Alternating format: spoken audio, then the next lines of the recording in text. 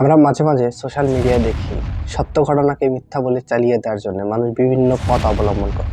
কখনো কখনো বিভিন্ন কারণ দেখায়, কখনো কখনো বিভিন্ন প্রমাণ পেশ করে। শুধুমাত্র এটা যে আমাদের এই সমাজে হচ্ছে এমনটা না। যদি আমরা রাসূলুল্লাহ সাল্লাল্লাহু আলাইহি সাল্লামের একটু জীবন দেখি, তাহলে আমরা বুঝতে পারবো যে সে সময়েও এমনটা ছিল, যে সত্য ঘটনাকে মিথ্যা বলে চালিয়ে দেওয়ার মতো কারণ। তো আমরা যদি রাসূলুল্লাহ সাল্লাল্লাহু আলাইহি ওয়াসাল্লামের একটু যদি জীবনী দেখি, তো আমরা বুঝতে পারবো যে একদিন মক্কা নগরীতে একটা চুরি হয়। সে সময়ে মক্কায় ইহুদি, মুনাফিক, মুসলিম, অমুসলিম এরা সবাই মক্কায় বসবাস করত। তো সে সময় চুরি যখন হয়, তখন মক্কার সমস্ত মানুষের চিন্তা ভাবনা এবং সবার একটা দৃষ্টিভঙ্গি যায় ইহুদিদের দিকে, এবং সবাই তখন চিন্তা করে যে নিশ্চয়ই এই চুরি ইহুদিরা করছে।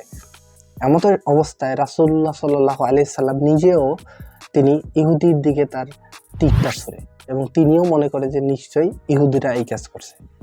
সঙ্গে সঙ্গে আল্লাহ সুবহানাহু ওয়া তাআলা সূরা নিসার 105 থেকে 117 নম্বর আয়াত আল্লাহ সুবহানাহু ওয়া তাআলা নাজিল করে রাসূলুল্লাহ সাল্লাল্লাহু আলাইহি সাল্লামকে বলতেছেন যে নিশ্চয়ই আমি আপনার কাছে সত্যতার সাথে কিতাব অবতীর্ণ করেছি, যেন আল্লাহ আপনাকে যা শিক্ষা দিয়েছে তা অনুসারে মানুষের মধ্যে বিচার করতে পারেন।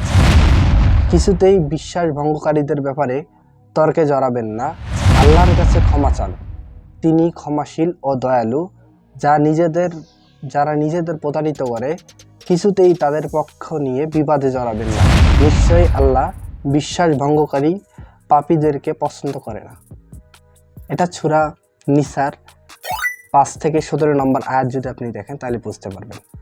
তো এমন সময় আল্লাহ সুবহানাহু ওয়া তাআলা এই আয়াত নাজিল করে রাসূলুল্লাহ সাল্লাল্লাহু আলাইহি সাল্লামকে সতর্ক করে দেন, এবং পরবর্তীতে রাসূলুল্লাহ সাল্লাল্লাহু আলাইহি সাল্লামকে আবার সতর্ক একটা বাণী দিয়ে তিনি ডিরেক্ট বলে দেন যে চোর কে। তিনি বলতেছে, আল্লাহ সুবহানাহু ওয়া তাআলা রাসূলুল্লাহ সাল্লাল্লাহু আলাইহি সাল্লামকে বলতেছে যে চোর হলো মুমিন বেশধারী মুনাফিকরা, ইহুদিরা নয়, যাদের দিকে সন্দেহের তীর ছোড়া হচ্ছে। তো সে সময়ও মানুষের চিন্তা ভাবনা এমন ছিল। সুতরাং সব সময় সামনে যেটা আসবে সেটা দিয়ে মানুষকে বিবেচনা করা যাবে না। এ কারণে সঠিক দলিল এবং প্রমাণাদি উপর ডিপেন্ড করে সত্য যারা সত্যিকারে দোষী, তাদেরকে দোষী সাব্যস্ত করাই হচ্ছে রাসূলুল্লাহ সাল্লাল্লাহু আলাইহি ওয়াসাল্লাম। যদি আমরা এটা করতে পারি, সমাজে অনেকাংশেই বিভিন্ন অন্যায় বন্ধ হয়ে যাবে এবং মানুষ সচেতন হয়ে যাবে ইনশাআল্লাহ।